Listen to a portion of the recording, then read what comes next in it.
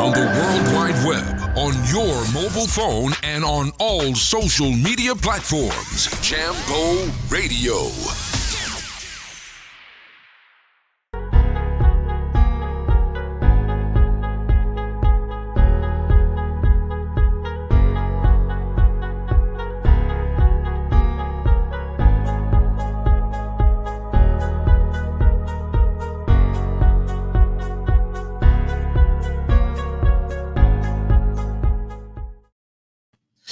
Welcome to Inspiring Transformation on Jambo Radio, the program that speaks to people pushing the boundaries on their path to success. I'm George Tarr. Chioma Nwafor is a mother, a wife, a founder of a women-led organization, and an executive director and an academic. In 2009, with many years of industry experience in investment banking and capital markets, she embarked on a journey to further her studies in Scotland. At Glasgow University, she completed a master's degree program and started a PhD study in financial economics at the Adam Smith Business School at the University of Glasgow. Her experience training central bankers, investment and commercial bankers on financial stability, quantitative risk management and modeling, data analytics and financial modeling and forecasting gave her a good grounding to excel in her professional and academic life. She is currently a faculty member within the Department of Finance, Accountancy and Risk at the Glasgow School for Business and Society, Glasgow Caledonian University, as well as a senior quantitative analyst and economist at the Centre for Economic Data Analysis and Financial Research, CEDAF, as it is known in Scotland. Chioma is a fellow of the Institute of Credit Administration, ICA Nigeria, a joint lecturer at the London Postgraduate Credit Management College, London, and the Postgraduate School of Credit and Financial Management, Lagos, Nigeria. Chioma serves as the Executive Director of the Diaspora African Women's Support Network, known as DAWSON in Glasgow, and sits in the Advisory Council of Lead Africa International, which is based in Stuttgart in Germany. She is the current chairperson of a non-governmental organization platform for helping women and youth in Nigeria.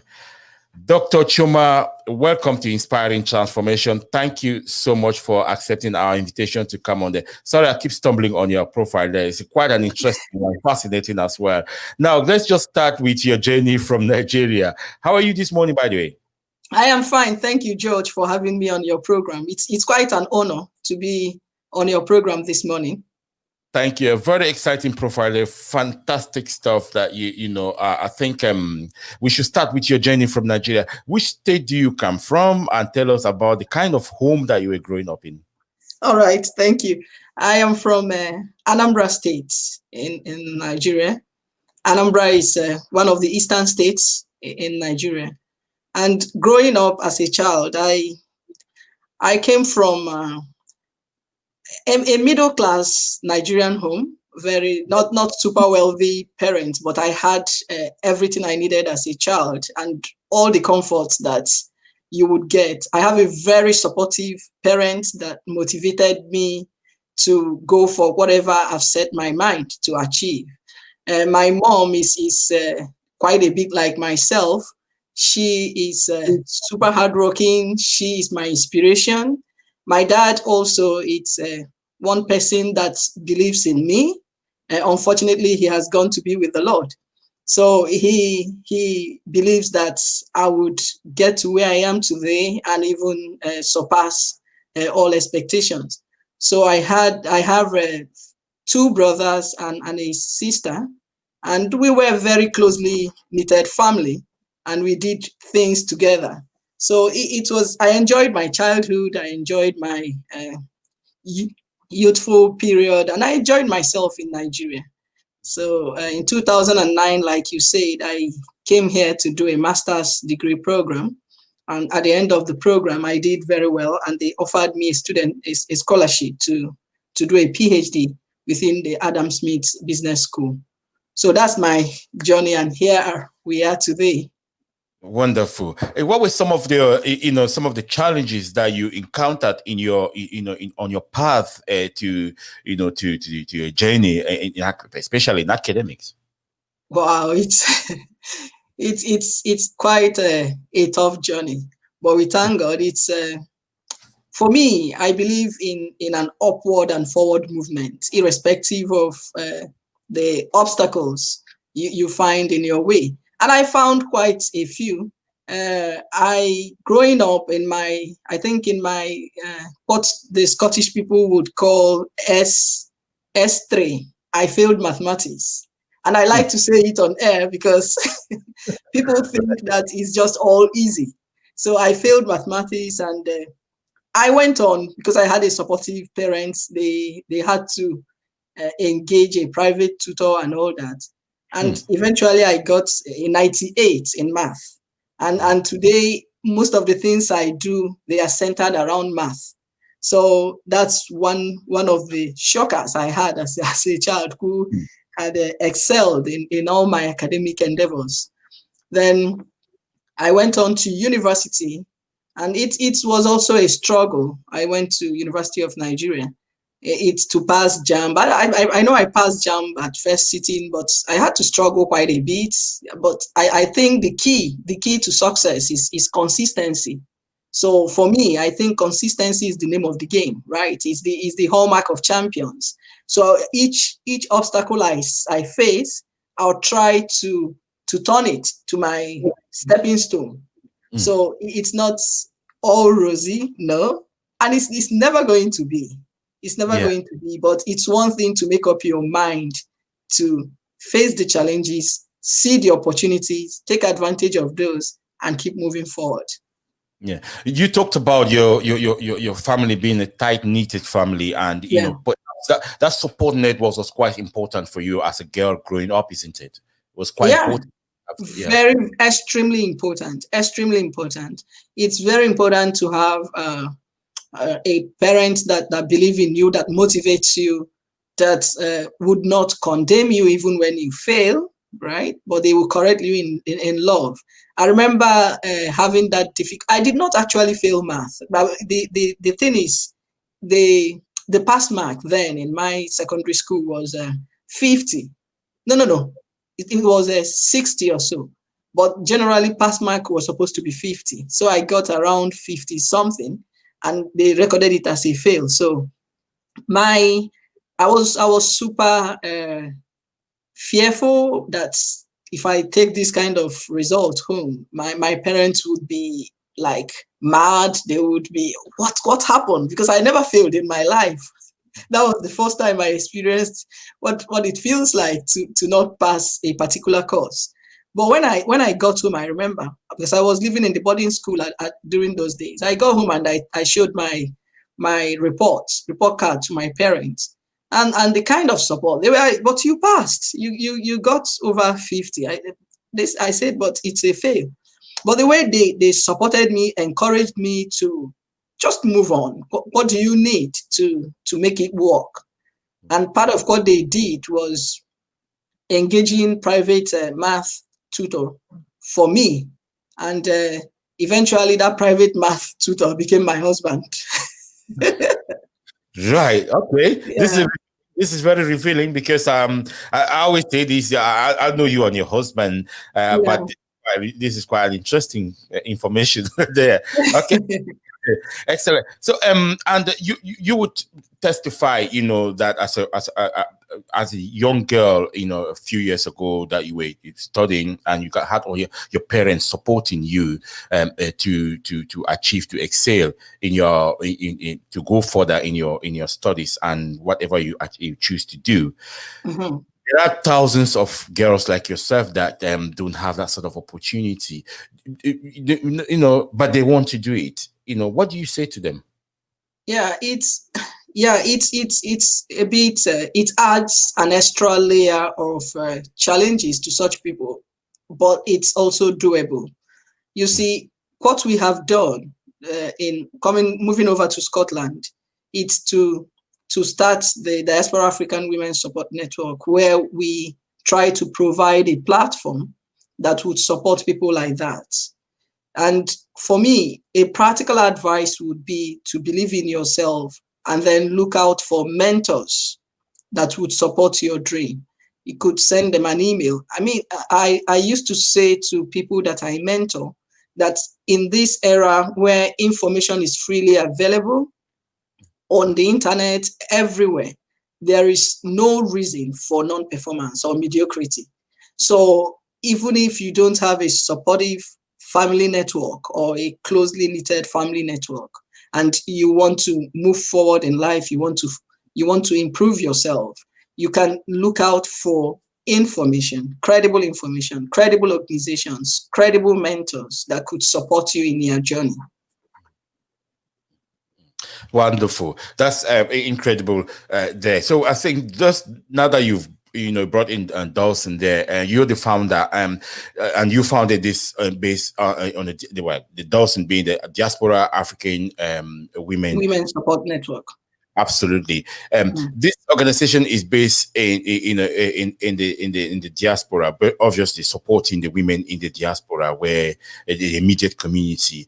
The challenge is there. Like, do you find a lot of women of African heritage, who are perhaps thinking about taking up some options like furthering education or perhaps taking more training in your activities?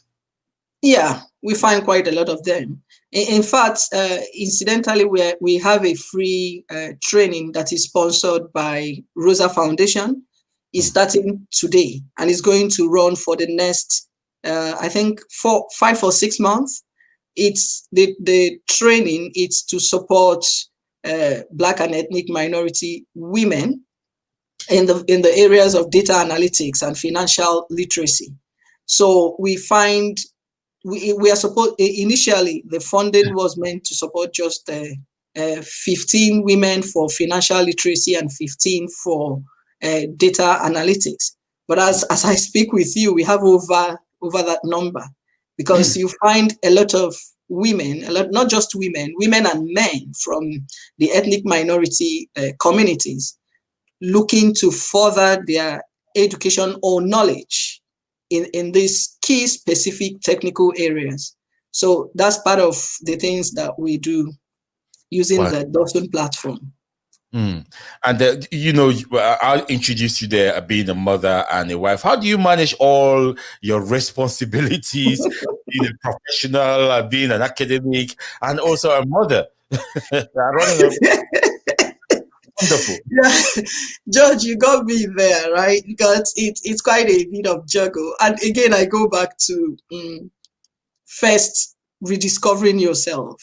Very important to know who you are and what your hobbies are, what you like to do. Incidentally, I'm super fortunate to be doing what I like to do. One thing. And I'm also super fortunate to have a husband and children that supports me. So it's not the other way around. In fact, it would interest you to know that when I came to do to further my studies here, I think, my husband came with me. But normally within the traditional African society, it would be a wife following the husband.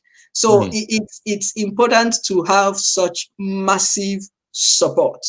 Then with that, you are able to build yourself, look after, because you are well looked after by people around you. You find the energy to look after people. That's your immediate constituents. That's your family, your husband, your children.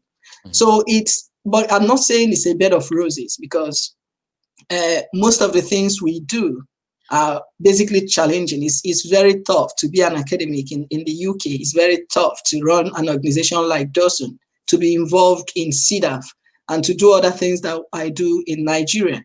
So it's just, like I said, discovering your core. And when I say your core, what you like to do, what's the source of your inspiration, you need to be incredibly self-motivated. And apart from being incredibly self-motivated, you also would need a strong family support. Very key to every woman's development. And you would know that, some people can be really highly motivated, especially in the diaspora where the demand for time is so high, perhaps before pre-COVID-19, life was a completely different thing from what we're experiencing now. But, I'm saying that because we have, we talking based in Scotland, we have a lot of women that have come, they've been basically battered by the immigration systems that is in place, and they find, by the time their motivation basically is absolutely low, that they can't even think about aspiring to do what they always wanted to do. How do you handle those sort of situation in the Diaspora African Women Support Network? All right, thank you very much. It's a very important question, and I want to be very practical here. Life is not a bed of roses, and because most people would think that coming over to the UK or living Nigeria or whatever African country you're living, it's the solution to your greatness. But I normally will tell my students, particularly during their induction, I normally will say to them, not just my students and other people that I mentor, that it is not the wind that sets the direction of the ship. It's not the wind, it's the setting of the sail. So the wind could blow, you could face turbulence and all that. But what determines the direction is the setting of the sail. Now, what that means in literal terms is, like I said, life is not a bed of roses. You face challenges with immigration, challenges with family, challenges with academics, all sorts of challenges. But if you keep in mind that it's not the wind, you still would have opportunities. And once you see such opportunities, you grab them with two hands. Now, your journey might be different from mine, but the issue is we all face the same challenges in living abroad, outside the comfort of your continent. So with that in mind, it's very important for you to keep motivating yourself, looking at other people that has made it. So if you can just have a mentor, look at their journey. Now, looking at such individuals is one way of, it's a constant reminder to yourself that if these people could weather the storm and get to where they are, you can also do the same. And also keep in mind that success and excellence is a journey, it's not a destination. So nobody will ever get to that destination called excellence or achievement. It's a journey. So even the people, your mentors, you might be looking at them, oh, look at where they are today. They are still in a journey. So yourself, coming from the challenges of immigration or family issues, keep in mind also that you are also on your own journey. And while you are on this journey, like I said, be consistent. Try to motivate yourself, because these are two core ingredients to success in life. Wonderful. I think that's very valuable, advice there. I would say, you earlier on, you were saying that you did not do very well in math. I think someone that listened to your profile, knowing that you're doing with all this data and stuff, you need to really be very good with data, and mathematics is part of that. Well, you got it eventually, but what's the secret of being an achieving woman in the sort of sector that you work in? What is it? Just knowing mathematics? Is it being good with data? Being good in calculation and figures? Not quite. Like I say to people, I used to be I'm still anyway, an employer of labor before I moved to Scotland. And it would interest you to know that in my interviews, and I've done quite a bit of interviews, trying to recruit people that would work with me or with our organization back home, I would normally say to the panelists that what I'm looking for is not people that are technically sound. That's not what I look for. I think for me, I value attitude more than competence. Now, attitude is everything you need, because attitude will determine your altitude at the end of the day. So you may be coming in with very limited technical knowledge in that specific core area that we are looking for, but you have a little bit of foundation in that area, but you have incredible soft skills. You are a people's person, you are teachable, you are willing to learn, right? So with these sort of combinations, you can learn, you can adapt, you can keep improving yourself. So that's why I would say that for me, attitude comes before competence. So within my sector is the same thing. You work with different individuals from different socioeconomic backgrounds, some of them much more higher than you in age, in financial means and all that.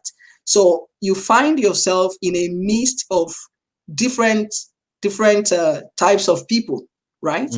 Now, because of what I know and the way I have trained myself over the years, I like to be sure. I'm not a people pleaser by any means, but I like to work with as a team. I like to listen. I like to learn. So as you keep learning, upgrading yourself, upgrading your knowledge, upskilling your skills, very important, you will do well in this sector. You will do very well. Wow, upskilling your skills. I think that's upskilling it is very important. Okay. And do you find that, before I kind of talk a bit more about those in the Diaspora African Women Support Network that you founded, your experience, your wealth of experience, in the banking sector in Nigeria, I think it's wonderful. These are the kind of skills that I think the continent is needing. How do you...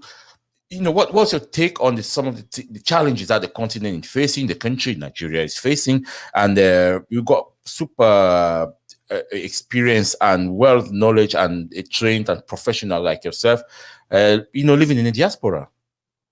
Yeah, the continent, it's we are facing a barrage of challenges, and the good thing, though, the good news for the continent of Africa is that we are not, our challenges are not with regards to human resources. We've got abundance of talent. We've got super abundance of talent. The challenges we are facing at the moment is the challenge of leadership, the way we recruit our leaders.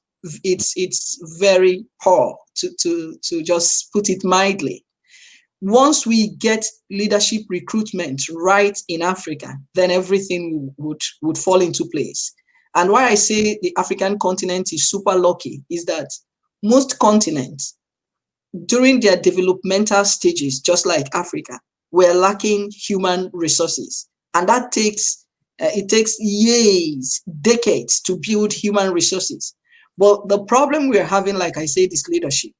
And there are, the way I'm looking at it, because I'm also involved in one or two political movements in Nigeria, very recently anyway. So the way I look at it is that we are building a critical mass of men and women, talented men and women, that are very ready to wrestle the reins of leadership from our current leaders. And the way it is, to me, looking at it from a very broad perspective, I see that in the next coming years or decades, right, Africa may have the opportunity to get it right. Africa has developed lots of talented people that are doing well in different parts of the world. And these individuals, these men and women, are now having what I call a think home philosophy. They have achieved, they have conquered wherever they went in search of greener pastures or in search of anything. Because some people go to the diaspora not because they are looking for greener pastures, but maybe they were looking for experiences. So having conquered those and acquired the level of experiences that they need, they are imbibing the think home philosophy. They are moving. As I'm talking to you today, George, we have loads of people moving back from US, Canada, UK, going back to Nigeria, professionals going back to Nigeria to start contributing to the development of the continent. And except the Black continent is developed, no Black person will have respect in anywhere in the world. So that's one thing that people like me, people like yourself, and people like your listeners that are from African descent should keep in mind. So the development of the continent should be at the forefront of our minds as we go through our journey in the diaspora. So it's what I preach these days is a think home philosophy. Let's think home more. I think home philosophy. Wonderful. Going back there to contribute basically in the development of the continent. I will ask you, in terms of your work at the university, you're a lecturer. How did you got adapted in that sort of environment? Being, I hear a lot of people share different stories, but it's always been men that have shared the stories. But I want to hear from a woman's perspective. How did you get adapting? Yeah, adapting in the university for me wasn't a super difficult thing because of my nature. My nature is to be accommodative and to work with people and to learn. Very important. Now, the one of the things that I did in my early years here was to understand the culture, because the first thing you see once you join the not just academic institution, any institution working in the UK, is the cultural shock that you experience, right? Back home, students respect their lecturers. Students don't call you by your name. Back home, lecturers are like, they are not gods, but they are like mini gods because they impart knowledge, right? And understandably so, they are to be respected. Well respected, yes. Yeah, but here you find it different. It's different. And while I think that both models, and you can't say any of them is wrong, whether it's the African model or the Western model of student-lecturer relationship, I think there could be a middle ground. So here in the UK, and particularly in most universities, we find the students as our clients or customers. That's the way we see them. And if you see them that way, your main goal would then be to offer good service and then give them a very fantastic student experience so that they can go out there, be proud of their university, be proud of their lecturers or teachers, and then market the university in a very good light. So that cultural shock was the first thing that I faced when I joined, and I had to quickly adapt. So I had to relearn, if you like, what it means to be a lecturer in the university here. And what that means is to provide your students with be an important support system to them, apart from just teaching them in the classroom. And then unlearn the student-lecturer relationship that I imbibed while growing up in Nigeria. So you just come to terms that your students would call you by your first name. You come to terms that your students might want you to, might ask you questions that you will consider, what? How can a student be asking this sort of questions? So you just have to come to terms. Once you do that, every other thing, it's good. Because if you have taken time to do a PhD for 3, 4, 5 years, I think you are good with the technical competence in whatever field you are. So the next thing would then be for you to unlearn some of the things we have learned growing up in Africa. You talked about the technical competence there. That is something that is huge. It's about, do you have to be in academic for that length of time? Do you have to have a master's and a PhD for you to have a technical competence? Yeah. So some universities might take people with just masters, and then they go on to further their education, do a PhD. Some might want people to have finished their PhD before joining them, particularly universities anyway. Colleges wouldn't mind recruiting master's degree holders. So once you going through that academic journey gives you that technical competency in that particular knowledge area. But also the things you do day to day, your day-to-day routine, your engagement outside the four walls of the university also matters a lot in terms of developing who you are.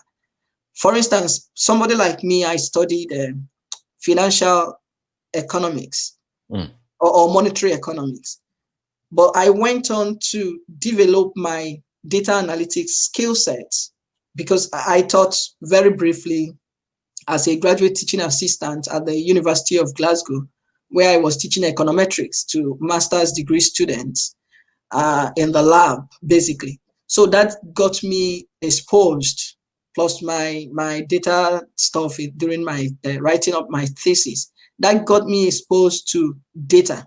Coming to the UK, I never did anything data or econometrics or anything. So as soon as I got that exposure, because that is what education should do for anybody, it broadens your horizon. It doesn't give you all the answers you need. Like I said before, there are barrage of information in the internet, different places. So I started to develop myself in that core area that I fancied, which is data, quantitative modeling, and all that. So your training, your PhD training or doctoral training is important, but most importantly is what you do after your training or during your training. It must be culturally shocking to be called by your first name when we are growing up. Knowing our teachers to be Mr., Mrs., Doctor, this and that. Yeah. So you talked you talked well about it there, that you got to adapt and accept that that's and build those technical competency. You really think that education is the basics of the foundation of those kind of for the foundation to be built, that you can build those technical competencies? Yeah, education is okay. Let's call it formal education, because we need to make a distinction between formal and informal education. So for me, I would like to think of formal education as the education that you learn within the four walls of a classroom or a university or college or primary or secondary. Now, those kind of education is quite important. They are very necessary in terms of giving you the underpinnings or the technical competence that you would need to forge ahead in your choosing career path. But most importantly, beyond formal education is the informal education. And what I say to people and to fellow academics like myself is that in this 21st century world, Britain, or global economy that we are currently living in, compartmentalization of knowledge is no longer acceptable. So what I mean by compartmentalization, it's very clear and straightforward. It's not just about the technical competence. It's in a core specific area of specialty. It's also about looking beyond your area of specialty. And because knowledge is everything, right? You know a little bit of this, that. So it's about broadening your horizon. So formal education is important in building those kind of technical competence, but informal education, it's also very, very key. It's crucial to building that, because what can you learn within a space of 2-hour lecture, right? So it's a basic introduction to that particular subject area. Now, the rest of your day, you could use to start building on that foundation, on that introduction, depending on because the secret of success is in what you do in your daily routine. So depending on what you have made up your mind, the area or the career path that you have chosen, the next thing will then be to build that knowledge informally. So that's what I call informal education. You learn in the streets, you learn at home, you learn in the internet, you learn different places other than your formal classroom. Of course, and I'm sure so basically, experiences that you get out of formal education is equally important than just the formal education setting where you go for a lecture on a day. Things like that. I think Dr. Chioma Nwafor, it's a wonderful, inspiring, discussion we're having here, and I think one of the things that we're really keen to know as well from being an African woman and in the academic settings in Scotland. Can you share your experience in that sort of environment? Obviously you've talked about the cultural differences which is there, but in terms of in terms of social aspects that within the academic environment, within the sort of sector that you're working in, do you find yourself to be welcoming, or do you just find yourself that you're here to do a job because of your expertise, that's why you're here? Oh, I think that would be the wrong mindset to adapt or to promote. I know you are here because of your technical competence, and I don't want to be I don't want to diminish the negative consequences of ethnic penalties, of which because we are not just. I'm not from the UK. I'm from Africa, right? So we know all those sort of structural imperfections within the labor markets. And why I'm saying this is just to put a background to. Yeah, I think we should just declare that what Dr. Chioma Nwafor is saying, discrimination is obvious. It's obvious, yeah. So the discrimination is there, but having a mindset that, well, I'm here to do a job because of my technical competence will not get you anywhere. And that was what I said in the beginning of this discussion, that it's important for you to find out what you enjoy doing. For me, teaching, impacting knowledge is part of what I enjoy to do. I enjoy doing. So within the university, after you have, as an ethnic minority woman, so in that case, I'm a minority within a minority. So first, I'm an African minority. Second, I'm a woman minority in terms of. So I see myself as a minority within a minority, right?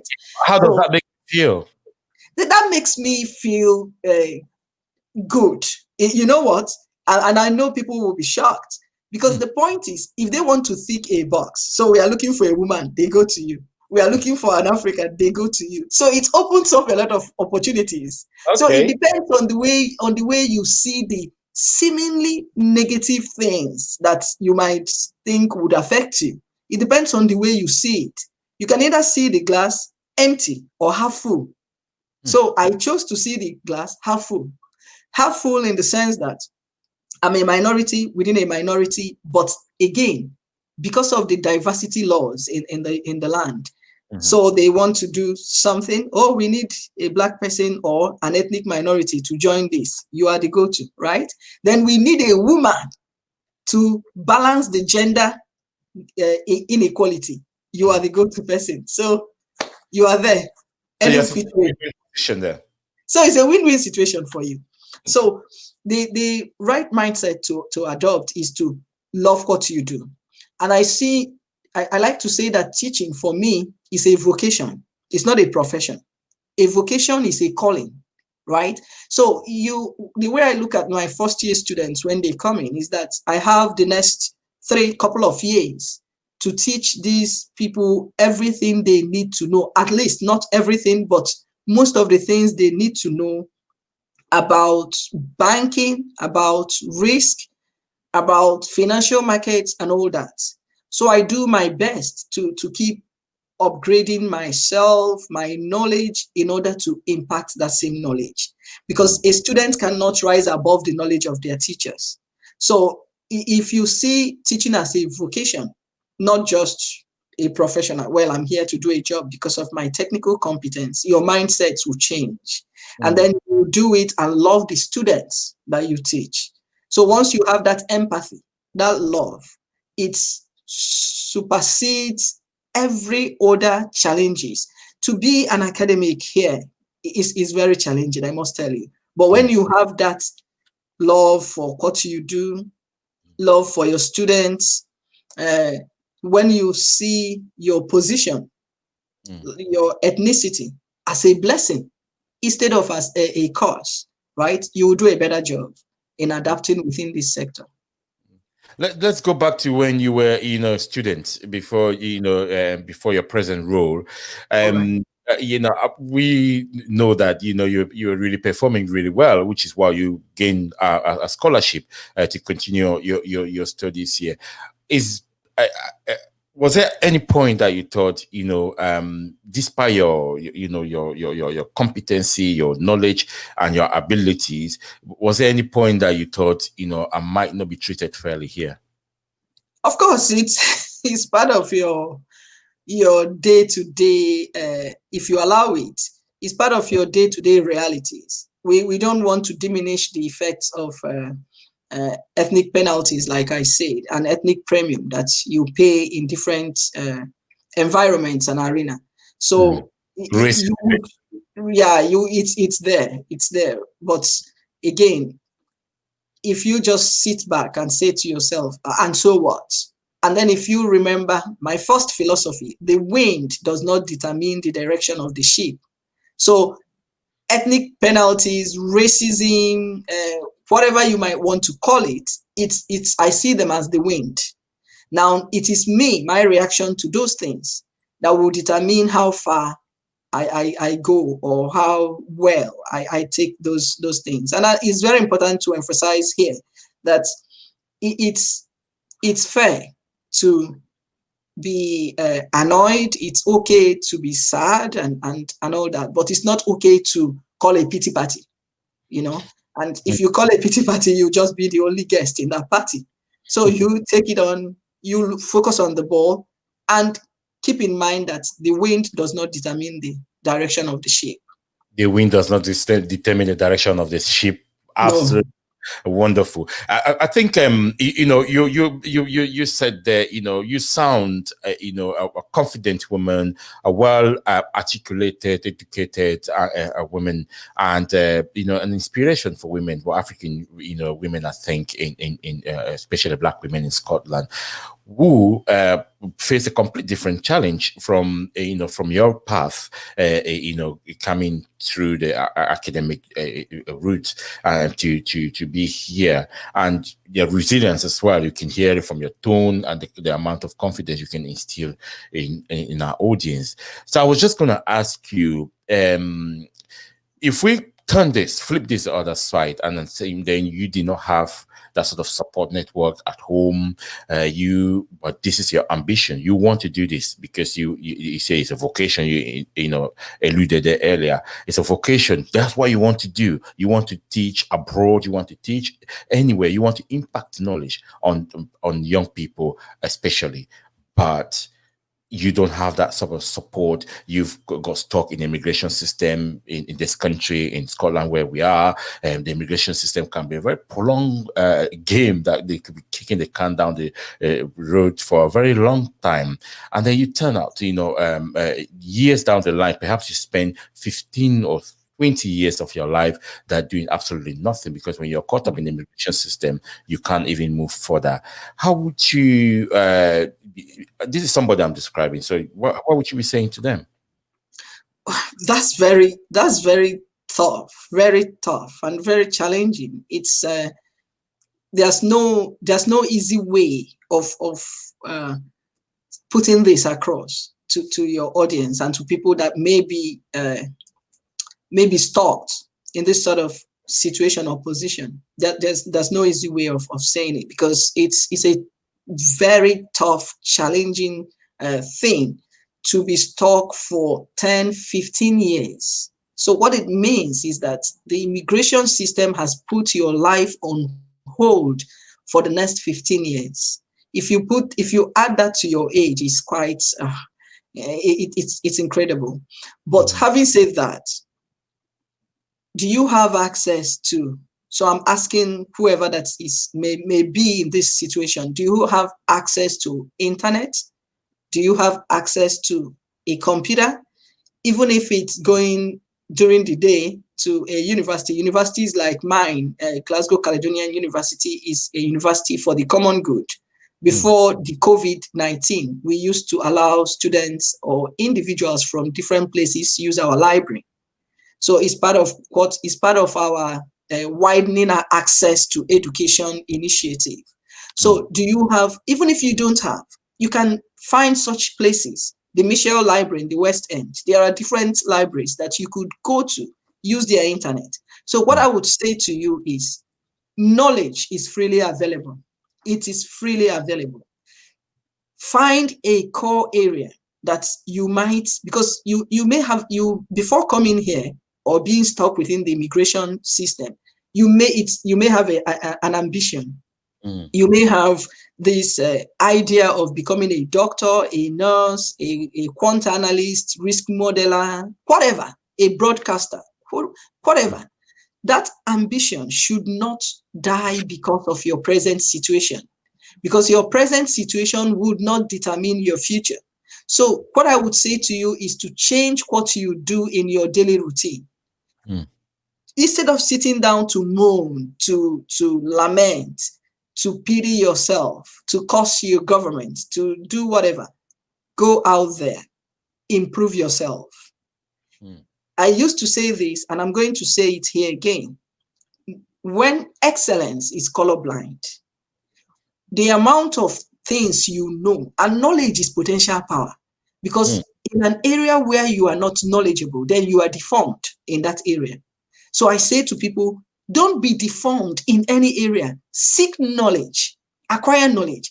And once you get knowledge, right, wisdom is the next thing, which I define as the appropriation of knowledge. So the knowledge you have, even the knowledge you are acquiring, even in your present situation, is something that will see you through once your papers are out. So your papers, let's say after 10, 15 years, you now have a settled immigration status. So while other people are still trying to learn how to, let's say it's data, to learn how to use foundations of data analytics, you already learned it. You've already mastered that. You get where I'm driving to. So it becomes something that you are no longer struggling with. Now, the next challenge for you would then be, how do you explain this long gap on your CV? That is where you locate organizations like mine, Diaspora African Women's Network, organizations like yours, Jumbo Radio, where you could do internship, right? So you CEDAF, there are a barrage of ethnic minority-led organizations. Because why I'm saying ethnic minority-led is because they understand the challenges that people like you go through.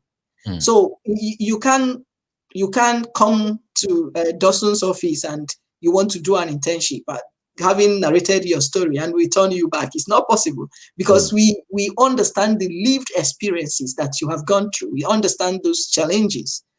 So in order to, you have this technical knowledge, but the challenge for you in getting ahead in the labor market is the job experience and the length of time that you have spent without working. So once you know these things, volunteer, very important. Volunteer your time, learn on the job, apprenticeship. There are a couple of things. The good thing here in this country, I like to call Scotland my adopted country.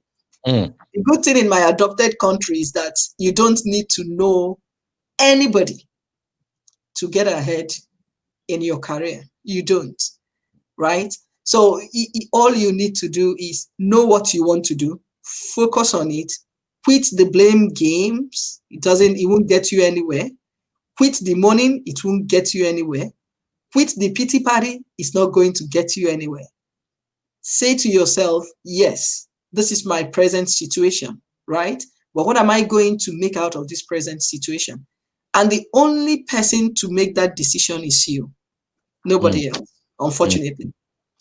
I'm going to ask you this because there'll be women listening to you, or women listening to you, thinking, "Oh, she sounds same age as me." Perhaps we got something in common there.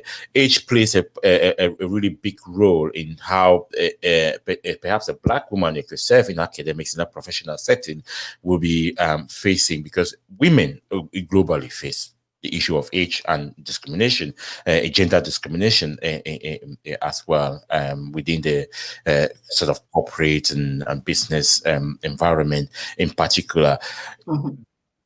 This, what we were describing earlier, like talking about this, the being stuck in the immigration system for a very long time.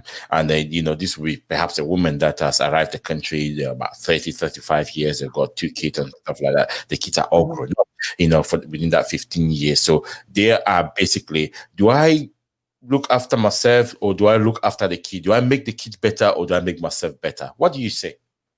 I would say make both. It's challenging, but do both. Okay. Because you see, you arrived, let's say you arrived here at the age of 35, right? And you were stuck in the immigration system for the next 10 years, right? And you've got kids. So by the time your kids are going to school, because from my understanding, they won't be stopped from going to school because they don't have papers. Yeah. So they will be going to school, but you are at home doing the cleaning, waiting on them, and then trying to see yourself through the lens of your children. There's nothing wrong with that. But the challenge for you is that in the next 10, 15, 20 years, those children would have grown and left the home. They would have grown and gone. Then, God forbid, those same children might start to resent you.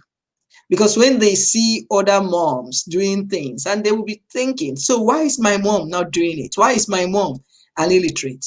So what I want to ask you is, do you want to be, so at the age of 45, you came here 35, and you spent the next 10 years sorting out your papers. By the time you got your papers, you are 45 years. A 45-year-old woman can still take up anything they want to do, because 45 is the new 35, right? That's the new 35. I'm telling you, I'm sure if I say my age on air, of course, my age is not hidden, it's everywhere in the internet, you'll be shocked. So do you want to be, time is not constant. Time is the only thing that we can't hold, time moves, whether we are moving, whether we are changing with time will keep changing. So do you want to get to 50 years in the next 5 years or 55 years and still be a 55-year-old woman illiterate? Is that what you want? No. So the simple solution it's simple, I'm sorry to use that word. The difficult and challenging solution to this problem would be consistency and self-motivation. Look at what you could do for your children. Look at how proud your achievement would even motivate your child. Like when I started this conversation with you, I talked about my mom, who incidentally is my super inspiration, because I looked at her and she faced the same thing I faced, but she was able to raise her children and still forge ahead and became super successful in her chosen career. So you doing that, it's also a motivation to your children. So that was why I say do both. Motivate the children, be there for them, but also don't see your success through the lens of your children, because they will leave the house, they will leave the home at some point, and they will find high-flying women and all that. People, we all have got our stories and our different paths to success. And I guess that's the reason for this kind of program, which you are doing an incredible job at, Inspiring Transformation, is to inspire other women when they hear the stories of seemingly successful women. Why I use the word seemingly? Because we are still in a journey. We are all in a journey. Even the 60-year or how many years Sally Johnson in your country, I think she's still in a journey. Once you are still here, alive, and doing well, you are in a journey. Former president of Liberia. Former president of Liberia. So you will be, or even Hillary Clinton, Oprah Winfrey, they are still in a journey. That is why you see them still doing business, still engaging in talking and speaking, right? So it's not a destination, it's a journey. Age should not be a barrier. Age is nothing but a number.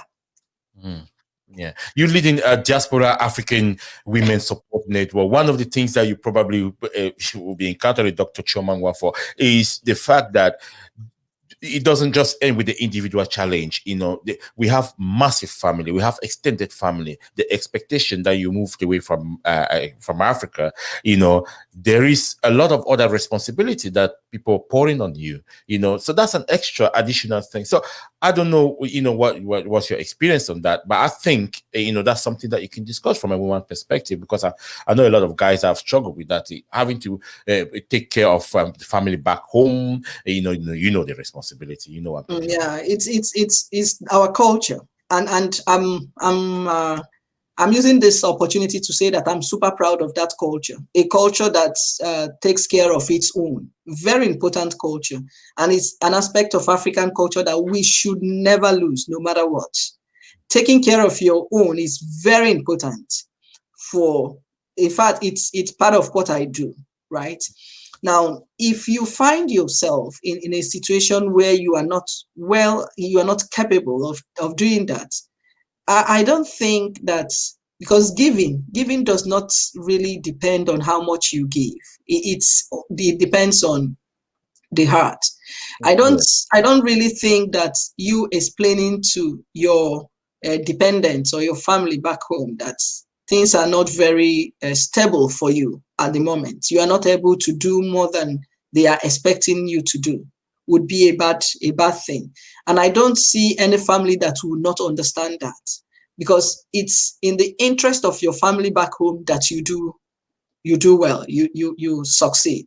Because if you succeed, then they have a better chance of succeeding as well. So it's having that honest conversation with them, and quit playing the game that's in abroad or diaspora. It's a bed of roses. You walk the street and you pick pounds or dollars. It doesn't work that way.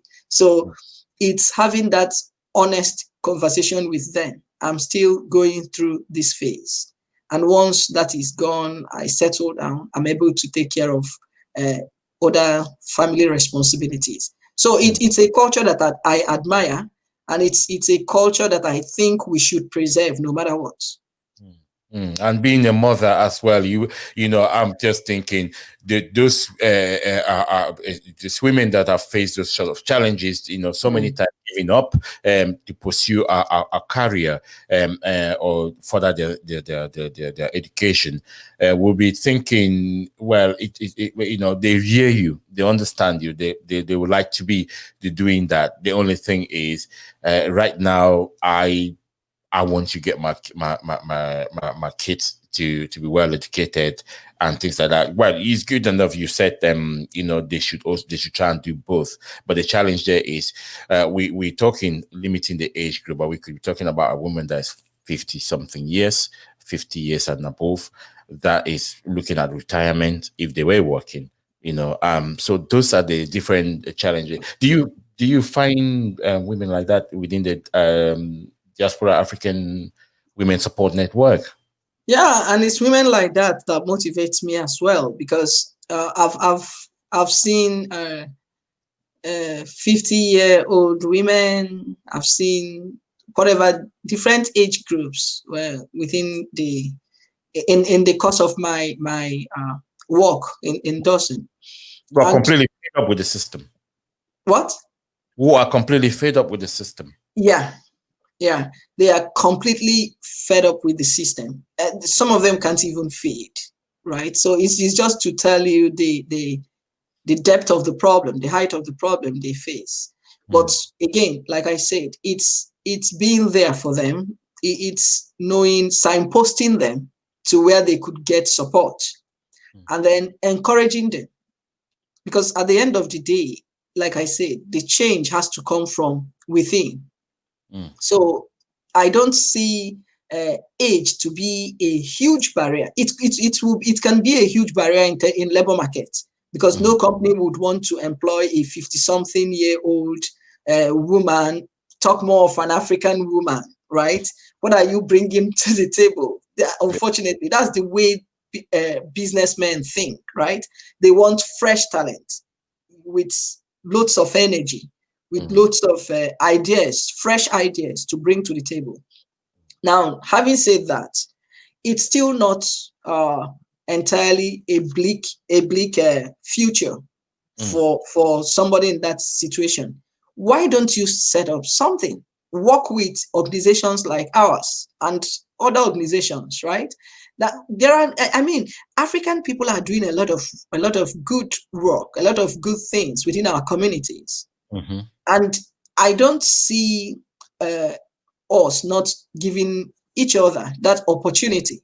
That there are lots of platforms that are springing up, and these platforms are not just meant for the promoters or the founders. They are meant to be an umbrella organization or an umbrella thing that will help to alleviate or reduce the challenges that women face in this part of the world. Yeah, I will ask you this as an African woman as well. It's absolutely, you know, some women will say, well, you know, we've had this conversation in a different way. You kind of mention it, but having an educated partner, it's a big thing for an African woman to be able to achieve, like as yourself. An educated partner, it's important, but beyond education, right? Education refines your person. It's good. But beyond education, I think is exposure. Okay. Education is one thing. Exposure is another thing. It might interest you to know that there are men that are not formally educated, but they are highly exposed, that will support their women. But there are men that may be super educated, but they are not exposed. So in their minds is this issue of, if I allow this woman to soar to the height of their career, would they lose respect? Because of lack of exposure. So it's no longer an educational issue. It's exposure this time around. So it's super important to have your man or the person you are dating to be sure they are exposed, not educated. Because you can get education at any age, but exposure is something that you learn, and it's a deliberate choice. You deliberately say to yourself, I want to be exposed. I want to, it's a choice. Education is something you just go and get. So you can get education at any time. It's very important to have an exposed, secured, self-confident man as a partner. If you are, and if your man was lacking both. George, that's a difficult thing, right? Because these things will start when you are dating. I mean, if you are in marriage and he's lacking both, I mean, it's a challenge for you. But I don't want to sound condescending or super spiritual. But prayer works at times, you know. And then trying to get the man to if you can, trying to lure him to mix up with exposed people, right, might help, you know, because good companies would influence that sort of person. But I will speak to young women. If you are in this dating thing, it's important to understand the type of person you are dating, their philosophies, their ideologies. You know, I'm not a feminist, but I believe in women empowerment. Okay. Right. I believe in women empowerment, and I believe in looking for a man that is well secured, a young man that is secured, confident, and would understand that a woman should not just be relegated to the background, should also be heard and seen. Dr. Chioma Nwafor, thank you so much for coming on Inspiring Transformation. I think this is one of the last questions that we always ask any guests that come on Inspiring Transformation or on Jambo Radio. is there anything in this conversation that me and you were having that you would have loved or liked me to ask you, but I didn't ask? And anything that you always wanted to say, you have the opportunity now to say. I think you have even asked me more than I was expecting. And your questions were quite apt and very relevant. The only thing I would want to say is to encourage women, to encourage men, particularly Black and minority ethnic individuals, that you can soar to the height of life. You can succeed even in this current economic climate. Anything you put your mind to do, you always find the will to do it. Where there's a will, there's a way. And if your situation is one of such that George has had painted earlier on, having challenges with immigration, having challenges with a couple of other things that we face here in diaspora, I want to encourage you that it's not the end of the world. I want to tell you that people have had to pass through more difficult terrain and they came out on top. So I'll see you at the top end of the pyramid. Thank you. Dr. Chioma Nwafor, I will take this with me. The wind does not determine the direction of the ship. Thank you so much for coming on Jambo Radio and Inspiring Transformation. You are the founder and executive director of Diaspora African Women's Support Networking based in Glasgow, and you sit on the advisory council of Lead Africa International, which is a German Stuttgart-based organization, and also a lecturer, a mother, and a wife. Thank you so much for coming on. Thank you, George, for having me. On the World Wide Web, on your mobile phone, and on all social media platforms. Jambo Radio.